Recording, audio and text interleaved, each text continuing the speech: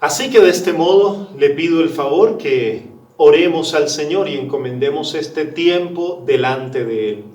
Señor, te pedimos que tu palabra nos hable en esta mañana. Te rogamos por tu favor y tu misericordia que tú continúes, Señor, tocando nuestra vida y nuestro corazón a través del poder de tu palabra, pero que sea tu Espíritu Santo hablando a nuestra mente, a nuestro espíritu, y que podamos, Señor, entender lo que tú quieres decirnos. En el nombre de Jesús, amén y amén. Bajo el marco de la temática del mes, la voluntad de Dios y la esperanza, he traído una miniserie que se ha titulado ¿Qué pide Dios de mí? El domingo pasado comenzamos a hablar de esta serie ¿Qué pide Dios de mí? Y vimos hace 8 días que Dios nos pide primero que administremos la creación. Hablamos de ello y también hablamos de la importancia de administrar el valioso recurso del tiempo. Para hoy, la segunda parte de esta serie, aprovecharé el diálogo que en la Biblia dejó registrado el evangelista. El diálogo de un amigo, un conocido, un hombre que era letrado. Sí, un amigo escriba. ¿Quién era un escriba? Un escriba era una persona dedicaba su vida al estudio de la ley. Sabía la ley y la interpretaba. Es por eso que en un diálogo con Jesús, ante unas preguntas, este escriba se acerca a quien parece ser sincero por el texto que lo muestra el evangelista, y habló con Jesús bajo algunas circunstancias. Ese diálogo que quiero que hoy usted y yo entendamos y que vayamos también a extraer de este diálogo, de este texto, otras cosas de las cuales Dios pide de nosotros. Este diálogo nos va a dar pautas para seguir respondiendo a esta pregunta: ¿qué pide Dios de mí? ¿Tú te has seguido preguntando a lo largo de esta semana, a lo largo de estos días, o ha sido una pregunta que nos hemos planteado quizás por mucho tiempo? ¿Qué pide Dios de mí? Y para seguir resolviendo a esta pregunta y dar respuesta a esta pregunta, vamos a entender que este diálogo bíblico que la palabra del Señor nos muestra, nos dice que Dios pide de mí que administre mi relación con Él. Vamos a la palabra del Señor. Marcos capítulo 12, verso 28 al 34, dice así la palabra del Señor. Acercándose uno de los escribas que había oído disputar y sabía que les había respondido bien, les preguntó a Jesús: ¿cuál es el primer mandamiento de todos? Y Jesús le respondió: el primer mandamiento de todos es: oye Israel, el Señor nuestro Dios, el Señor uno es, y amarás al Señor tu Dios con todo tu corazón, y con toda tu alma, y con toda tu mente, y con todas tus fuerzas.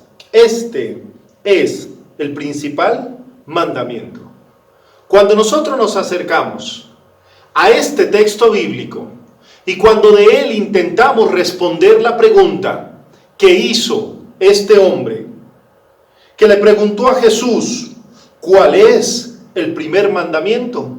La pregunta que hizo a Jesús era típica de un escriba judío, de un estudioso de la ley, de un conocedor, ya que los rabinos habían identificado más de 613 mandamientos que se dividían de diferentes maneras. Y estos mandamientos a lo largo de la historia del pueblo de Israel habían sostenido innumerables discusiones. Pero algunas preguntas sobre los mandamientos eran: ¿todos tenían la misma importancia? ¿Cuál de ellos era más importante y por qué? Entre ellos mismos, los religiosos y los estudiosos, surgieron varias preguntas.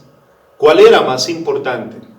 Acuérdese usted, la Biblia nos dice que una vez increparon a Jesús, y parecería ser una ley de este tiempo, porque sus discípulos no se habían lavado las manos. Hoy nos están pidiendo constantemente que nos lavemos las manos, tanto así que ya lo hemos vuelto una costumbre. Pero era uno de los mandamientos, de los decretos, de los estatutos, de las leyes, incluso sanitarias, que tenían en el pueblo de Israel. Pero dejando a un lado los interminables debates de los judíos que ellos pudieran tener sobre el tema, no cabe duda que esa es una pregunta demasiado importante. ¿Cuál es el principal mandamiento?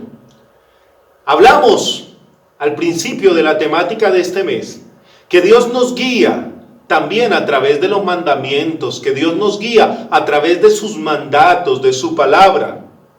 ¿Y cómo no preguntarse cómo Dios nos guía a través de ella y cuál es la principal orden, mandato u ordenanza que el Señor nos pide? Así que para saber si las actitudes son correctas, especialmente la del escriba, pero también la pregunta que estamos resolviendo, ¿qué pide Dios de mí?, vamos a ver la respuesta de Jesús. El Señor Jesús le dijo, citando la palabra de Dios, el Señor nuestro Dios, el Señor uno es. Como era habitual, Jesús usaba la Escritura siempre para dar las respuestas a quienes le cuestionaban. Jesús siempre usó la palabra de Dios como referencia para entender la voluntad del Señor. Y citó Deuteronomio 6, donde la palabra del Señor nos recordaba que Jehová nuestro Dios, Jehová uno era. Y amarás a Jehová tu Dios de todo tu corazón, con toda tu alma y con todas tus fuerzas. Jesús afirmó y aclaró, antes de responder, que solo hay un Dios. Para entender qué pide Dios de mí, debemos entender que solo hay un Dios, el cual no solo nos bendice, no solo nos creó, sino también nos demanda una coherencia de vida y de pensamiento. Ya que su respuesta tendría que ver con la relación más importante de la vida, Jesús le contestó al escriba primero quién era Dios.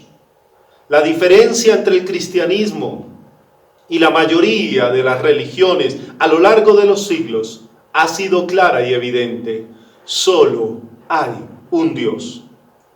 Aunque hoy en la vida se vive y vivimos como si hubiera muchos dioses, vivimos como si hubiera pseudodioses en el ambiente, vivimos y entregamos la vida al Dios dinero, algunos lo entregan al Dios del placer, y eso no es nuevo, eso ha venido siglo tras siglo, generación tras generación. Los griegos, que en su mitología griega tenían miles de dioses, tenían un dios llamado el dios Baco o el dios Dionisio, al cual era el dios de la bebida y en el cual se gozaban bebiendo y viviendo vidas en el vicio y en la borrachera, diciendo que ese era el dios del placer. Déjeme decirle que hoy en día seguimos fabricando dioses para nuestro propio beneficio. El dios de las riquezas, donde yo no comparto nada con nadie y solo me importa mi propio bienestar, genera un tanto de envidia y egoísmo. El Dios del placer desbordado, y hay quienes incluso han hecho del sexo toda una cultura del placer, permitiendo que para beneficiarse de este placer, teniendo incluso e hiriendo a las personas y a las relaciones que más aman. El primer mandamiento de todos es, dijo Jesús, y pronunció que una vez establecido el hecho fundamental de que solo hay un Dios, ahora Jesús pasó a afirmar ¿Qué lugar debería tener este Dios en la vida del corazón y del hombre, en la vida del ser humano? Es por eso que a continuación explica que la actitud correcta del ser humano ante su Creador debe ser el amor.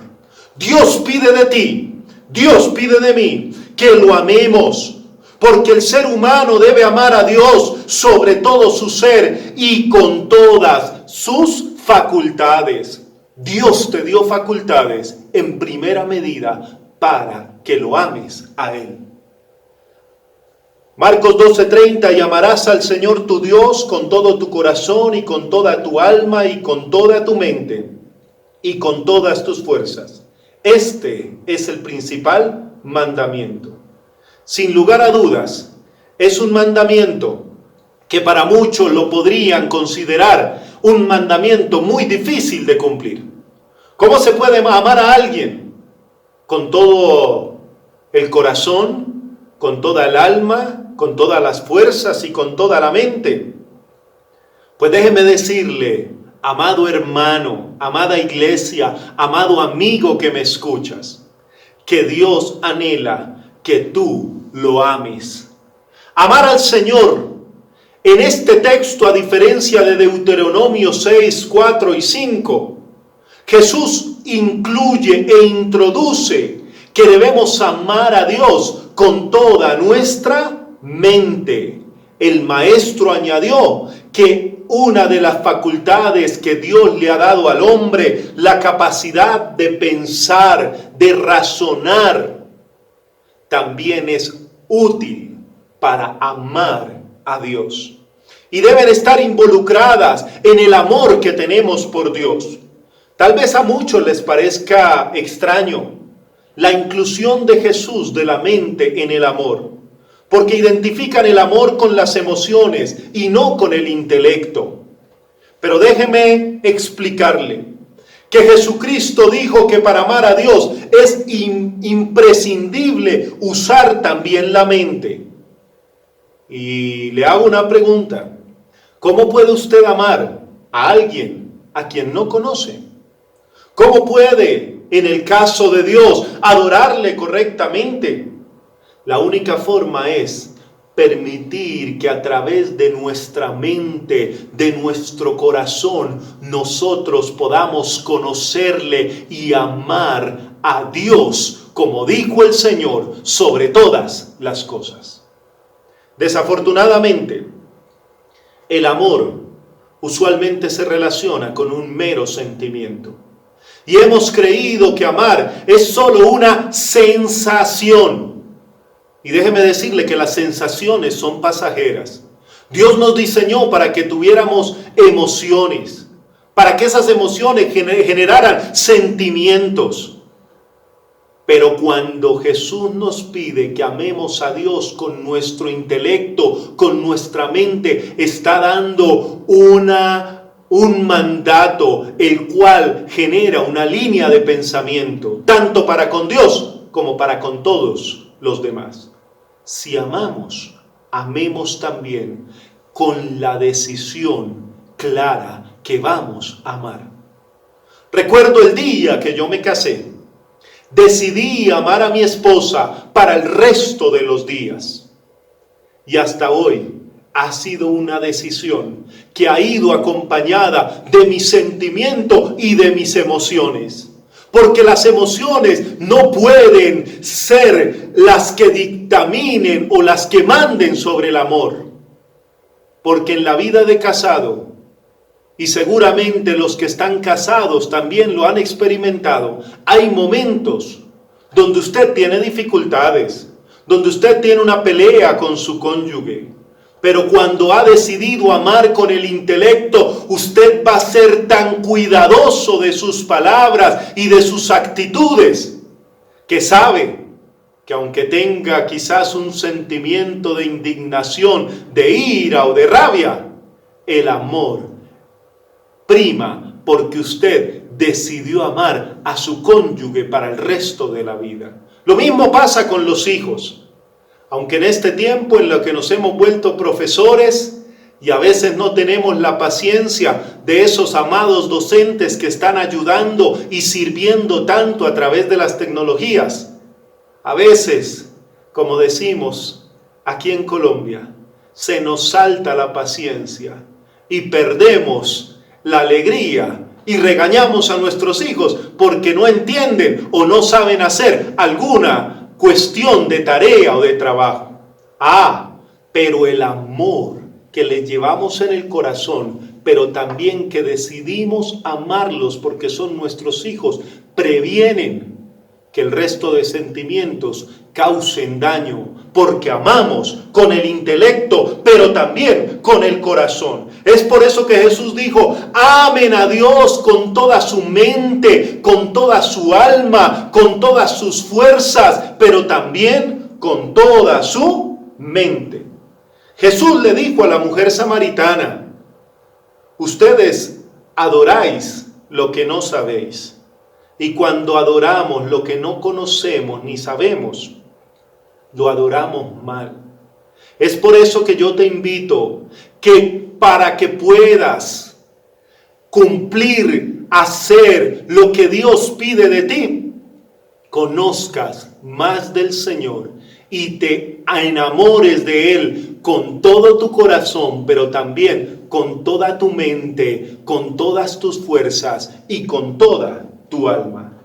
Si no conocemos a Dios, nuestro amor por Él no pasará de ser un sentimiento momentáneo, una atracción vaga y fácilmente pasajera.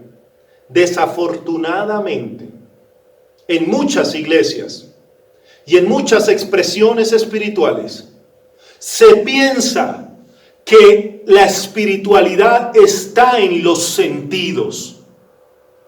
Y apagamos las luces, prendemos unos neones de colores, ponemos una música que más de tener contenido en sus palabras son unas notas que llegan al corazón.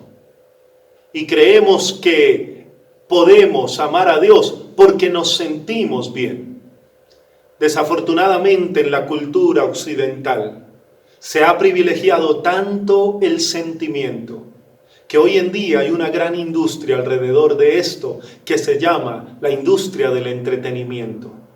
Para que te sientas bien, tienes que ver la película que te gusta, con los efectos que te gusta, escuchar la música que te gusta, incluso sentir o percibir esos aromas que te gustan. Pero el amor de Dios y el amor en verdad va más allá de los sentidos. Es por eso que amar a Dios se convierte en un mandato divino. Amen a Dios sobre todas las cosas.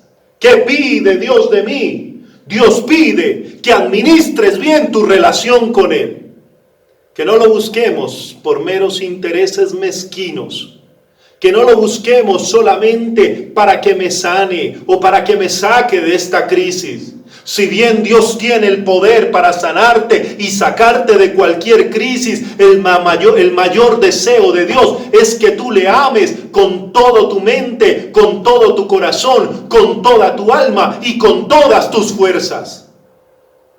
Eso pide Dios de ti. Pero ¿qué más pide Dios de mí? En este texto que estamos leyendo, el escriba al hacer esta pregunta se encuentra con algo más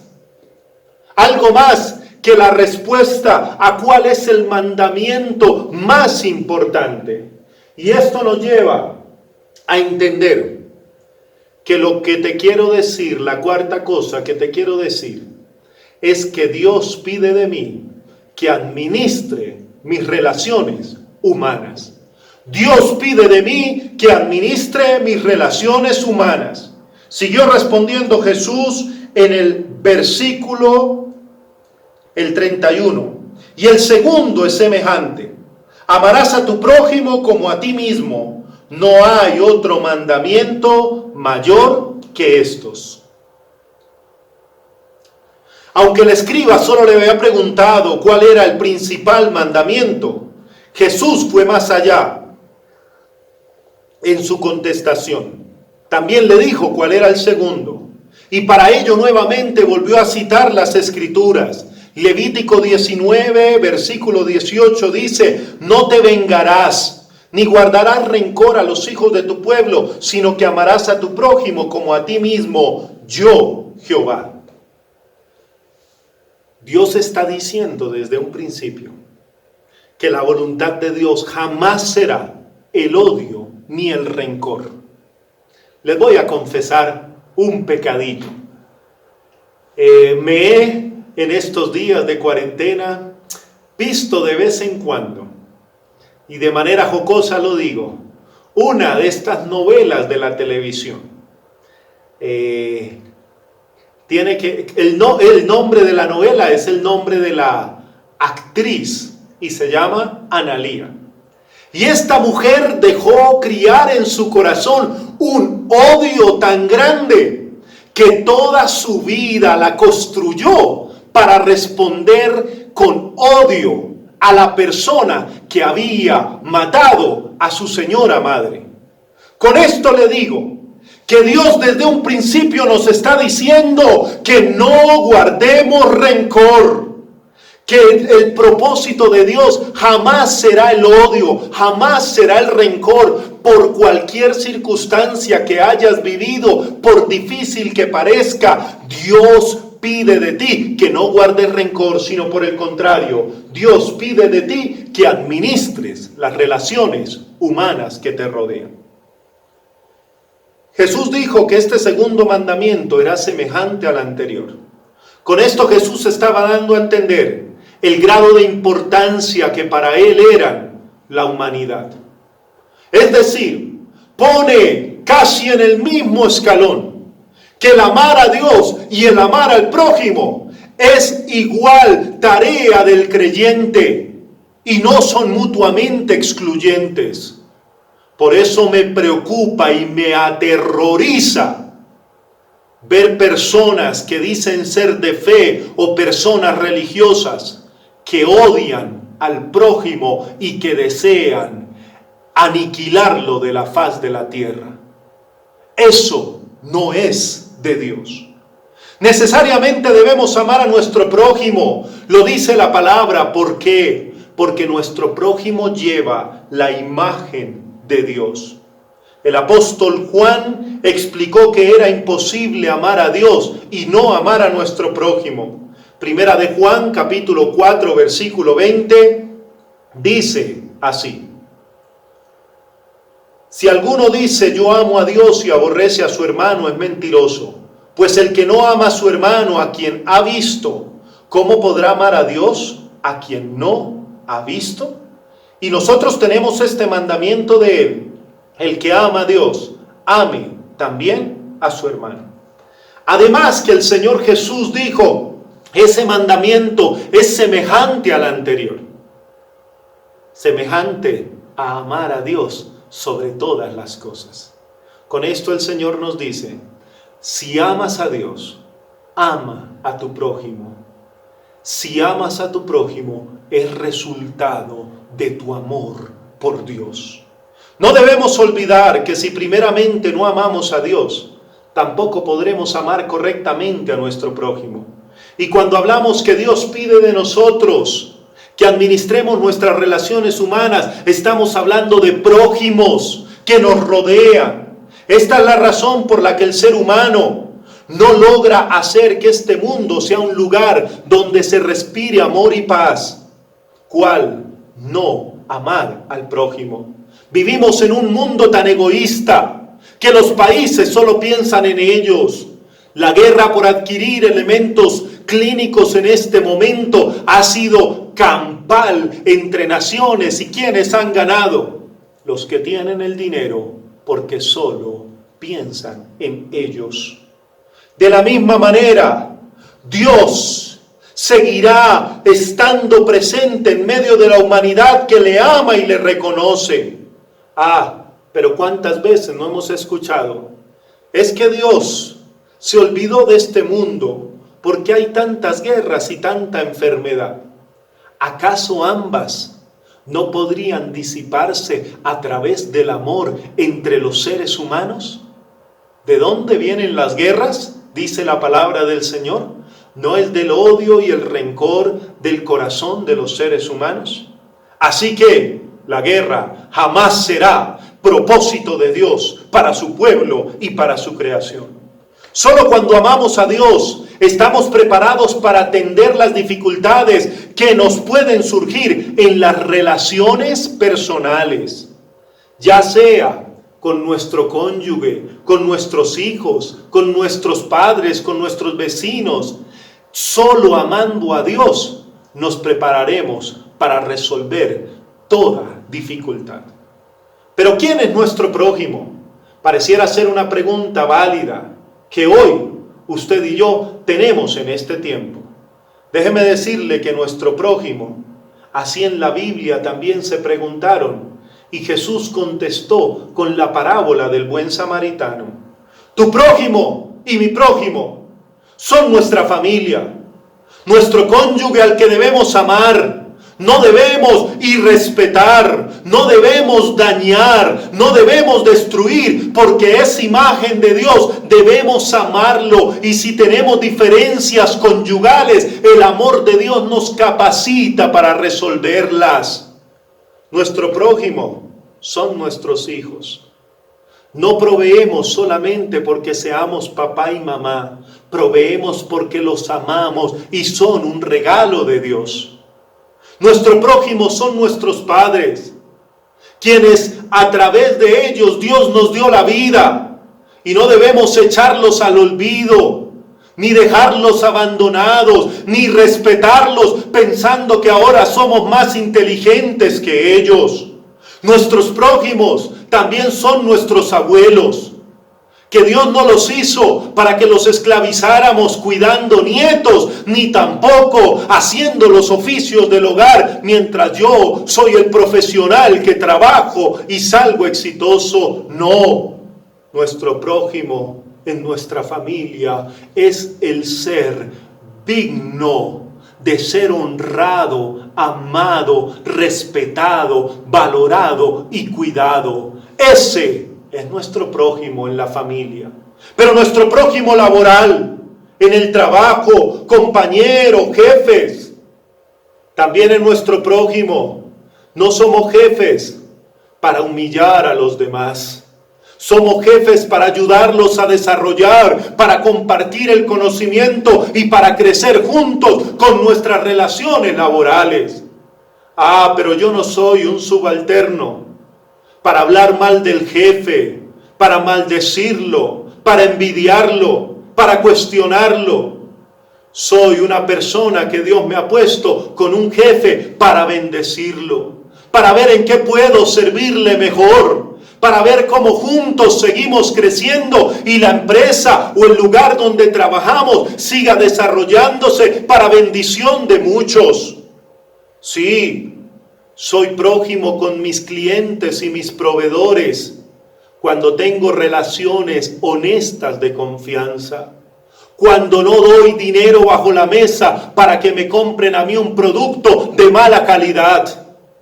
La contratación pública ha sido un mal ejemplo de que allí no reina el amor por el prójimo.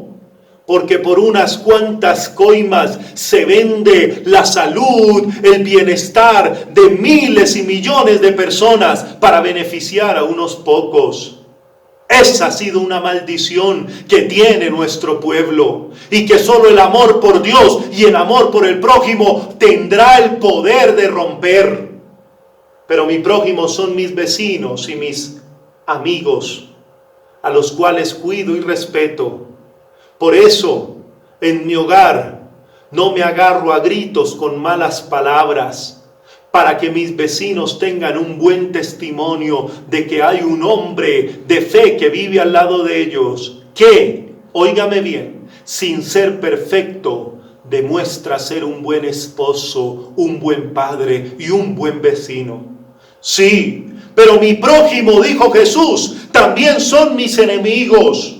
Dijo Jesús, oíste que fue dicho, amarás a tu prójimo y aborrecerás a tu enemigo. Pero yo te digo, ama a tus enemigos y bendice a los que te maldicen. Tarea difícil, pero tu enemigo también es tu prójimo. Y quiero terminar diciendo que el prójimo también tiene que ver con nosotros mismos. Amarás a tu prójimo como a ti mismo. ¿Qué tanto te amas? ¿Realmente amas a Dios? Si amas a Dios, si amas a tu prójimo, debes amarte a ti mismo.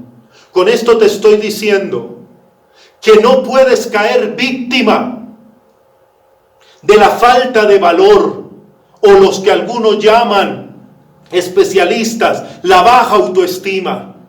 Porque Dios te creó a imagen y semejanza, y tienes también que amarte a ti mismo. Lo dice la palabra del Señor.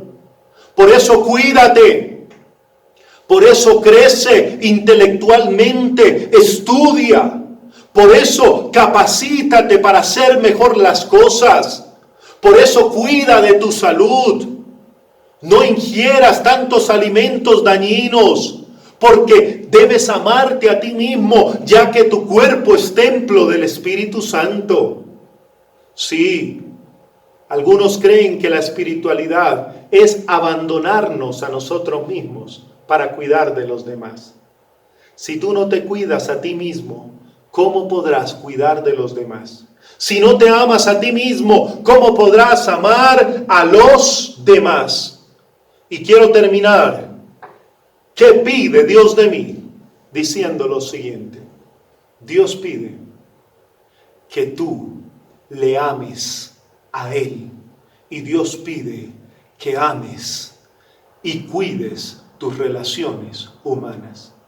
Si hoy tuviéramos que hacer un examen y sacar una hoja, aquella palabra que no nos gustaba a algunos en la universidad, saquen una hoja.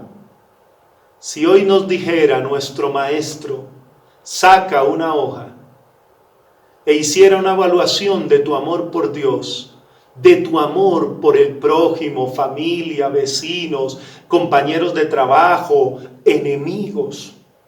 Si hiciera una evaluación de cómo está también tu amor a ti mismo, ¿cuánto reflejaría eso en tu realidad?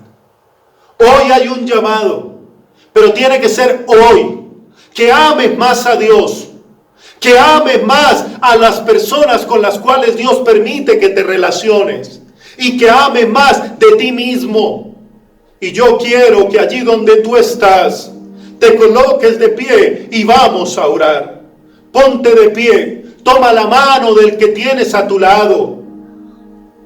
Si es tu familia, tómalos de la mano y vamos a orar. Que lo que pide Dios de nosotros podamos darlo sin condición y sin reserva. Señor Todopoderoso, yo te pido en tu nombre que tú bendigas a tu pueblo. Tú has pedido de nosotros que te amemos. Y yo te quiero decir, Señor, que el que está escuchando esta predicación, este mensaje, nazca en su corazón un profundo amor por ti. Que sea un amor que sea de corazón, que sea con toda la mente, con todas las fuerzas, con toda el alma. Que sea un amor sincero y transparente. Pero también te pido que amemos a nuestro prójimo. En esto sí que hemos fallado. Fallamos en amar a nuestra familia, en amar a los que nos rodean, en amar al ser humano con el que nos relacionamos. Pero hoy te pedimos perdón y de la misma manera te pedimos ayuda para amar a los demás. Bendice a tu pueblo y ayúdanos también a amarnos a nosotros mismos. Quita todo problema de baja autoestima, donde pensemos que no valemos nada o tenemos poco valor. Quítalo de nuestra mente y nuestro corazón, porque una sana espiritualidad también refleja un amor propio. Así lo dice tu palabra. Ayúdanos a amarnos también, pero sobre todas las cosas, amarte a ti y nunca invertir el orden de estos amores, que tú seas nuestro primer amor. Te lo pido en el nombre de Jesús. Amén y amén. Gracias por conectarte con Discípulos de Cristo Norte, donde una nueva vida es posible.